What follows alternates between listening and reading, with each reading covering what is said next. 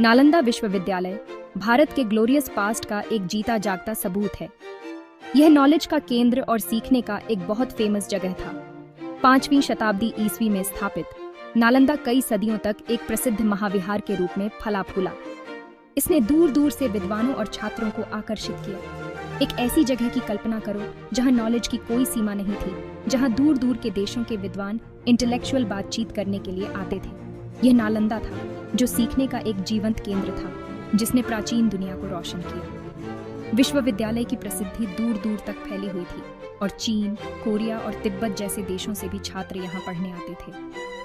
इसकी ख्याति यहाँ के श्रेष्ठ शिक्षकों, टीचिंग्स की गहराई और यहाँ के पवित्र वातावरण के कारण थी। नालंदा सिर्फ सीखने की जगह नहीं थी, यह जीवन जीने का एक तरीका था। ज्ञान की प्यासी आत्मा के लिए एक तीर्थ यात्रा थी।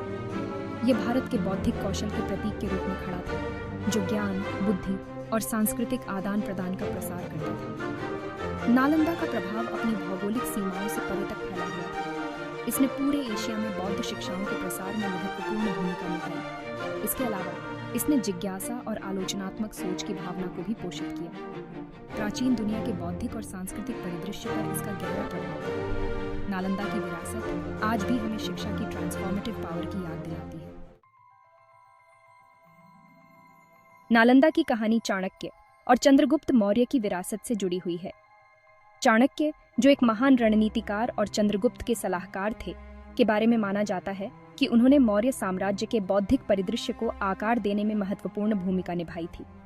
हालांकि ऐसा कोई ठोस सबूत नहीं है जो नालंदा की नींव का श्रेय उन्हें देता हो, लेकिन ज्ञान पर उनके जोर और सीखने के प्रति उनके संरक्षण ने निस्संदेह नालंदा जैसे संस्थानों को फलने फूलने के लिए जमीन तैयार की। मौर्य साम्राज्य के संस्थापक चंद्रगुप्त विद्या और कला के संरक्षक थे। उनके शासनकाल ने स्थिरता और समृद्धि के काल को चिह्नित किया, जिससे बौद्धिक विकास के लिए अनुकूल वातावरण तैयार हुआ। शिक्षा और विद्वता पर मौर्य साम्राज्य के ध्यान ने नालंदा जैसे महान शिक्षा केंद्रों के उद्भव का मार्ग प्रशस्त किया। इस अवधि में बौद्धिक विचारों का पुनरुत्थान और दर्शन के विभिन्न स्कूल्स का विकास हुआ। चाणक्य, चंद्रगुप्त और नालंदा के बीच का संबंध प्राचीन भारत में ज्ञान और शिक्षा को दिए जाने वाले महत्व को उजागर करता है। यह इस विश्वास को रेखांकित करता है कि एक मजबूत और समृद्ध राष्ट्र एक शिक्षित समाज की नींव पर बनता है। इन दूरदर्शी नेताओं की विरासत ने आने वाली पीढ़ियों के विद्वानों और शासकों को प्रेरित करना जारी रखा।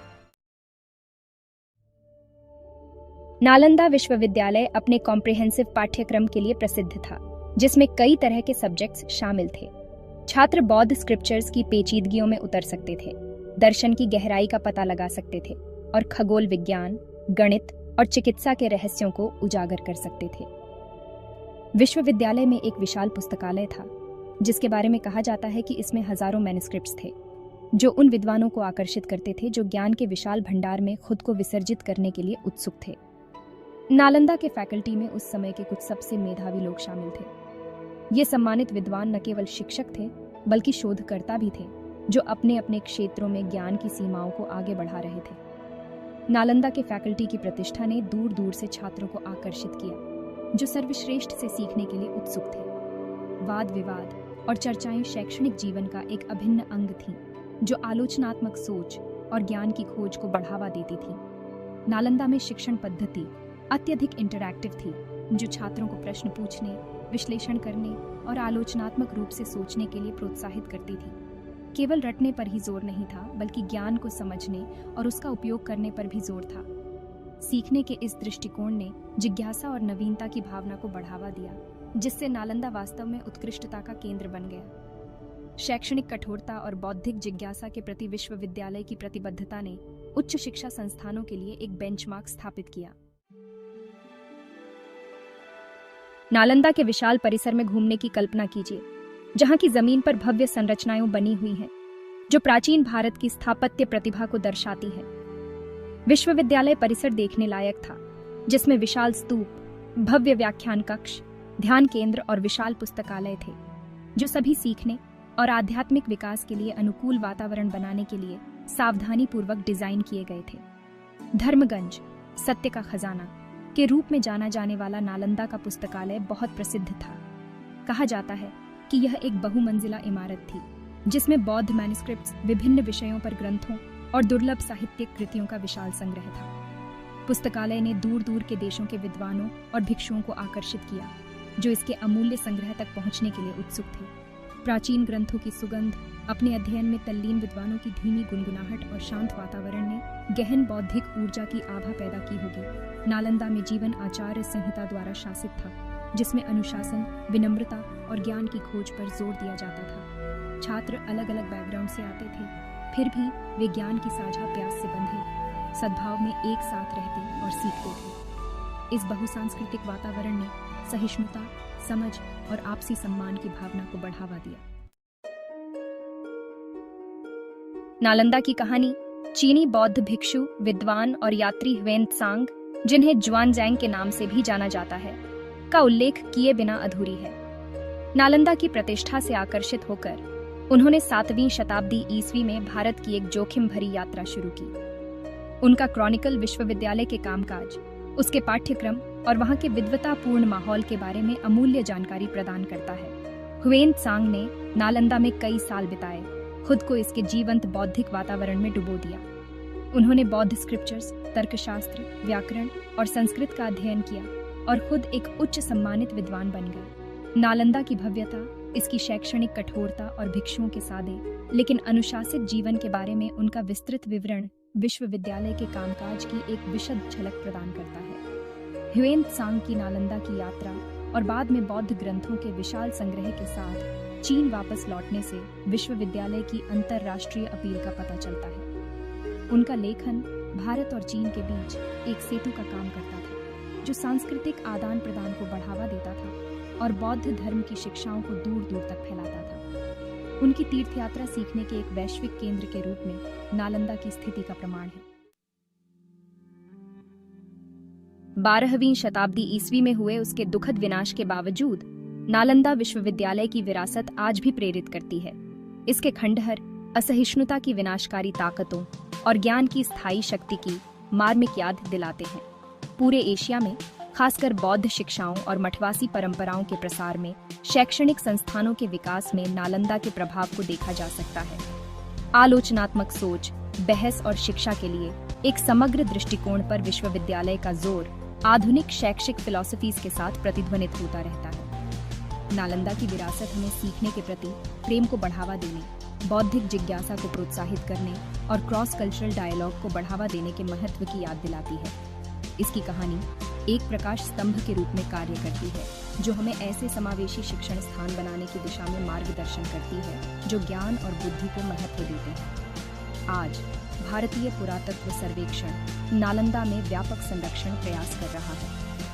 इस जगह को यूनेस्को द्वारा विश्व धरोहर स्थल के रूप में मान्यता प्राप्त है, जो दुनिया भर के पर्यटकों को आकर्षित करता है। नालंदा की भावना उन लोगों के दिलो दिमाग में जीवित है जो शिक्षा की ट्रांसफॉर्मेटिव पावर में विश्वास करते हैं। नालंदा की विरासत से प्रेरित होकर सीखने के इस प्राचीन केंद्र की भावना को पुनर्जीवित करने के प्रयास किए गए हैं। 1951 में प्राचीन विश्वविद्यालय के स्थल के पास नव नालंदा महाविहार की स्थापना का उद्देश्य पाली और बौद्ध साहित्य के अध्ययन को बढ़ावा देना है। यह पहल भारत की समृद्ध बौद्धिक विरासत के साथ फिर से जुड़ने की इच्छा को दर्शाती है। इसके अलावा दुनिया भर के कई विश्वविद्यालय और शिक्षण संस्थान समग्र शिक्षा के नालंदा के मॉडल से प्रेरणा लेते हैं। वे इंटरडिसिप्लिनरी, आलोचनात्मक सोच और वैश्विक दृष्टिकोण पर जोर देते हैं। नालंदा की भावना इन संस्थानों में जीवित है, जो सीखने के प्रति प्रेम को बढ़ावा देती है और क्रॉस कल्चरल समझ को बढ़ावा देती है। नालंदा में रुचि का पुनरुत्थान आधुनिक दुनिया की जटिलताओं को नेविगेट करने में प्राचीन ज्ञान के महत्व की पहचान का प्रतीक है। यह ऐसे सीखने की जगह बनाने की आवश्यकता को रेखांकित करता है जो न केवल शैक्षणिक उत्कृष्टता के केंद्र हों, बल्कि सांस्कृतिक आदान प्रदान और वैश्विक नागरिकता के केंद्र भी हों। नालंदा विश्वविद्यालय की कहानी आधुनिक दुनिया के लिए अमूल्य सबक देती है। आलोचनात्मक सोच, खुले संवाद और ज्ञान की खोज पर इसका जोर आज भी उतना ही प्रासंगिक है जितना सदियों पहले था। तेजी से इंटरकनेक्टेड दुनिया में नालंदा की समावेशिता की भावना और विभिन्न संस्कृतियों का उत्सव इंटरकल्चरल समझ के महत्व की एक शक्तिशाली याद दिलाता है। इसके अलावा न केवल बौद्धिक बल्कि नैतिक और नैतिक विकास को शामिल करते हुए एक समग्र शिक्षा पर नालंदा का ध्यान आज की दुनिया में महत्वपूर्ण मूल्य रखता है।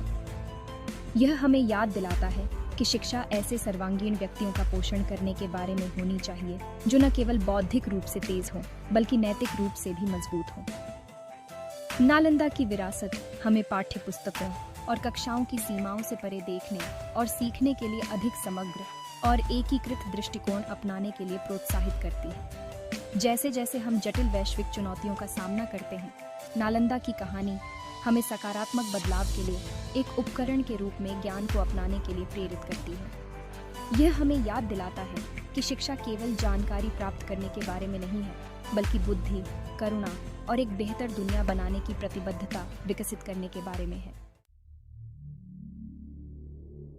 नालंदा विश्वविद्यालय की विरासत उसके भौतिक खंडहरों से कहीं आगे तक फैली हुई है। यह भारत के स्थायी बौद्धिक कौशल और ज्ञान के वैश्विक केंद्र के रूप में उसकी ऐतिहासिक भूमिका का प्रमाण है। विश्वविद्यालय की कहानी हमें शिक्षा की ट्रांसफॉर्मेटिव पावर, सांस्कृतिक आदान प्रदान के महत्व और ज्ञान के लिए स्थायी मानवीय खोज की याद दिलाती रहती है। हालांकि नालंदा की भौतिक संरचना खंडहर में पड़ी हो सकती है, लेकिन इसकी भावना जीवित है। यह हमें ऐसे समावेशी शिक्षण स्थान बनाने के लिए प्रेरित करता रहता है जो आलोचनात्मक सोच को बढ़ावा दें, विविधता का जश्न मनाएं और ज्ञान के प्रति प्रेम को बढ़ावा दें।